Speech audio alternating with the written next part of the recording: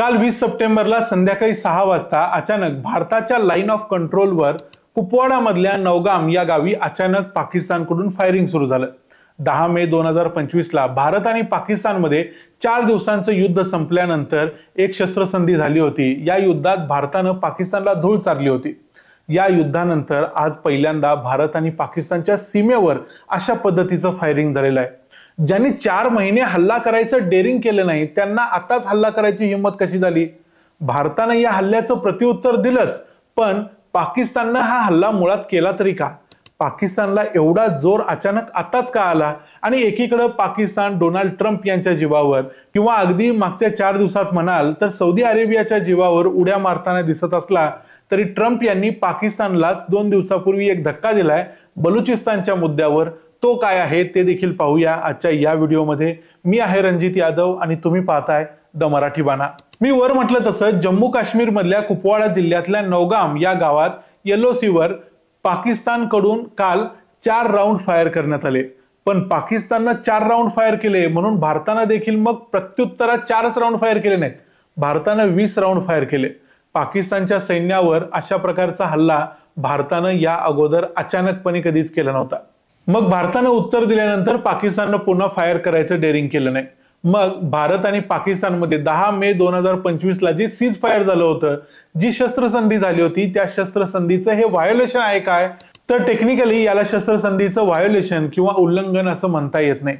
शस्त्रसंधीचं व्हायोलेशन आपण तेव्हा म्हणतो जेव्हा कंटिन्युअसली सगळ्या LOC वर मोठ्या प्रमाणावर अनेक वेगवेगळ्या पोस्टवर फायरिंग चालू होतं। त्याच्यामध्ये अनेक वेगवेगळ्या शस्त्रांचा जसं की आर्टिलरीचा वापर केला जातो। यामध्ये फक्त बंदुकीच्याच राऊंडचा फायर साठी उपयोग केला गेला होता। पण पाकिस्ताननं अशा प्रकारची सीज फायर व्हायोलेशन करण्याची 2 कारणं आहेत। पहिलं कारण म्हणजे सप्टेंबर ते साधारण नोव्हेंबर पर्यंत काश्मीरमध्ये थोडी ठीकठाक हवामानाची स्थिती असते। नोव्हेंबर-डिसेंबर पासून बर्फ पडायला चालू होतो आणि त्या अगोदर मोठ्या प्रमाणावर काश्मीरमध्ये दहशतवादी पाठवायचं काम पाकिस्तान करत असतो। हे दहशतवादी पाठवताना या दहशतवाद्यांना कव्हर देण्यासाठी म्हणून मुद्दाम अशा प्रकारे LOC वर फायर केला जातो। म्हणजे भारतीय सैन्याचं लक्ष नौगामकडे किंवा कुपवाडाकडे लागून राहील आणि पुंछमधून किंवा बारामुल्लामधून दहशतवादी भारतात घुसतील, अशा पद्धतीची पाकिस्तानची योजना असते। तुम्ही म्हणाल की हे मला माहिती आहे तर भारतीय सैन्याला माहिती नाही का? तर भारतीय सैन्याला देखील हे माहिती आहे। त्यामुळेच मागच्या अनेक वर्षापासून अशा प्रकारे पाकिस्तानमधून भारतात दहशतवादी घुसण्याचं प्रमाण थोडं कमी झालंय। कारण पाकिस्ताननं नौगाममध्ये जरी फायरिंग केलं असलं तरी भारताची आर्मी सगळ्या संपूर्ण LOC वर अलर्ट होते आणि पाकिस्तानच्या या दहशतवाद्यांना थांबवायचं काम करते। अशा पद्धतीचं इन्फिल्ट्रेशन अगदीच संपलंय असं मी म्हणणार नाही, पण भारतीय सैन्याला ही गोष्ट आता व्यवस्थित माहिती आहे की पाकिस्तान अशा प्रकारची फायरिंग एका बाजूला करतो आणि दुसऱ्या बाजूला आपले दहशतवादी भारतात घुसवतो। हे झालं पहिलं कारण। तर दुसरं कारण असं की पाकिस्ताननं 3-4 दिवसापूर्वी सौदी अरेबियाबरोबर एक करार केलाय, ज्यामध्ये दोन्ही देशांचं असं ठरलंय की पाकिस्तान आणि सौदी अरेबिया हे दोघांचे परमनंट आणि पक्के मित्र आहेत। या दोघांपैकी कोणत्याही एका देशावर कुठल्याही तिसऱ्या देशाने जर हल्ला केला तर तो हल्ला त्या दोन्ही देशांच्या विरुद्ध झालाय असं समजून दोन्ही देश एकत्र येतील आणि लढतील। म्हणजे सौदी अरेबियावर जर कोणी हल्ला केला तर पाकिस्तान लढाईत उतरेल आणि पाकिस्तानवर कोणी हल्ला केला तर सौदी अरेबिया त्यामध्ये लढाईला उतरेल। त्यामुळे पाकिस्तानला थोडंसं अंगावर मास चढलेला आहे। मागच्या 4 महिन्यापूर्वी त्यांचा जो नाचक्कीजनक पराभव झाला होता त्यातून आता आपल्याला बाहेर पडता येईल असं कदाचित पाकिस्तानला वाटत असावं। म्हणूनच पाकिस्तान सारख्या बेडकानं स्वतःला फुगवून बैल व्हायचा प्रयत्न सध्या चालवलेला दिसतोय। अशा प्रकारची फायरिंग अन्यथा पाकिस्ताननं मागच्या 4 महिन्यात केली नव्हती। पण पाकिस्तान इकडे LOC वर शेअर व्हायचा प्रयत्न करत असताना डोनाल्ड ट्रम्प बरोबर मात्र त्यांनी मैत्रीसाठी किंवा मैत्रीचे संबंध टिकवण्यासाठी 19% टॅरिफ स्वीकारून डील केलेली आहे। आणि तरी देखील ट्रम्प यांनी जसा भारताला दगा दिलाय तसा दगा पाकिस्तानला देखील दिलाय। म्हणजे ट्रम्प यांनी नक्की पाकिस्तानच्या बाबतीत काय केले ते देखील सांगतो। पाकिस्तानमधल्या बलुचिस्ताननं जून महिन्यामध्येच आपलं स्वातंत्र्य घोषित केलं होतं।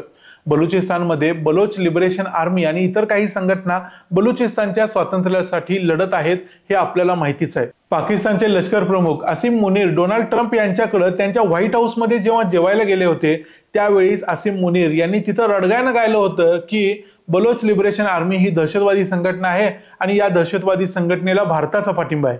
या संघटनेला दहशतवादी संघटना म्हणून घोषित करा, या संघटनेवर सँक्शन्स लावा, निर्बंध लावा. या संघटनेचा अमेरिकेची शत्रू असल्याचा, अल कायदा बरोबर जवळचे संबंध असल्याचा देखील सांगायचा प्रयत्न आसिम मुनीर यांनी केला होता.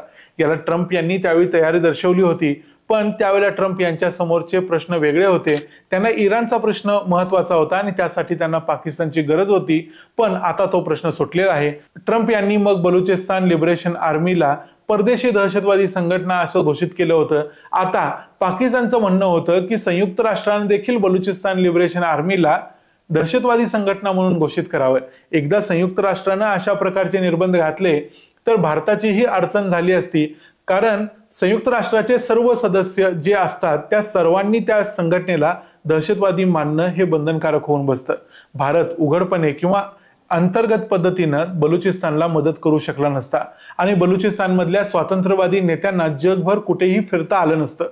त्यांचे सर्व असेट्स जगभरात कुठल्याही देशात असले तरी ते ब्लॉक झाले असते. पण हे सगळं आता होणार नाहीये, कारण संयुक्त राष्ट्राच्या सिक्युरिटी काउन्सिलमध्ये हा ठराव पाकिस्तान आणि चीननं काही दिवसापूर्वी आणायचा प्रयत्न केला. त्या ठरावाला अमेरिका, ब्रिटन आणि फ्रान्सनं ब्लॉक केलं.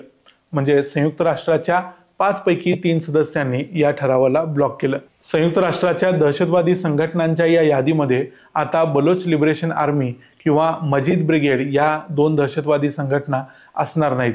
डोनाल्ड ट्रम्प यांना कसं हँडल करायचं हे जगातल्या कुठल्याही देशाला समजत नाहीये, ही गोष्ट खरीच आहे. पण पाकिस्तानचे नेते मात्र एका वेगळ्या भ्रमात आणि एका वेगळ्या हवेत आहेत. त्यांनी डोनाल्ड ट्रम्प यांना नोबेल पुरस्कार मिळावा म्हणून अगोदरच त्यांचं नॉमिनेशन करून टाकलेलं आहे. पण दुसरीकडे ट्रम्प यांनी पाकिस्तानमधल्या एका सो कॉल्ड दहशतवादी संघटनेला एक प्रकारे काम करत राहण्याचा आशीर्वाद दिलाय, एक लायसन्स दिलंय. त्यामुळे पाकिस्तानला वरवर जरी वाटत असलं की ट्रम्प यांना ते व्यवस्थितपणे हँडल करतायत आणि ट्रम्प यांना हँडल करायला भारत अयशस्वी ठरतोय, पण तसं मात्र होताना दिसत नाही. अर्थात बॅकग्राऊंडवर ज्या घटना घडतायत त्यांची बॉर्डरवरच्या सैनिकांना कल्पना नसेल, म्हणून त्यांनी स्वतःला फुगवून बैल करून घ्यायचा प्रयत्न केला असेल. म्हणून आपल्याला असं म्हणायला सध्या जागा आहे की या पाकिस्तानला जी आता हिंमत आलेली आहे, जी ताकद आलेली आहे, ती सगळी सौदी अरेबिया त्यांच्या बाजूने आल्यानंतर. पण भारतानं देखील सौदीच्या आणि पाकिस्तानच्या या कराराची फिकीर न करता पाकिस्तानच्या 4 राऊंड्सला 20 राऊंड्स फायर करून उत्तर दिलेलं आहे. याबद्दल भारतीय सैन्याचं अभिनंदन करायलाच पाहिजे. भारत आणि पाकिस्तान पुढच्या काही महिन्यांच्या अंतरावर पुन्हा एका युद्धाच्या उंबरठ्यावर उभे आहेत काय, याबद्दल तुम्हाला काय वाटतं ते आम्हाला कमेंट करून सांगाच. आणि खरोखर सौदी अरेबिया अशा प्रकारचं एखादं युद्ध झालं तर पाकिस्तानच्या बाजूनं लढाईत उतरेल काय, तेही भारताच्या विरुद्ध, याबद्दल देखील तुम्हाला काय वाटतं ते आम्हाला कमेंट करून सांगा. व्हिडिओ आवडला असेल तर व्हिडिओला लाईक करा, चॅनलला सबस्क्राईब करा. पुन्हा भेटू पुढच्या व्हिडिओमध्ये. तोपर्यंत पाहत राहा द मराठी बाणा. जय हिंद, जय महाराष्ट्र.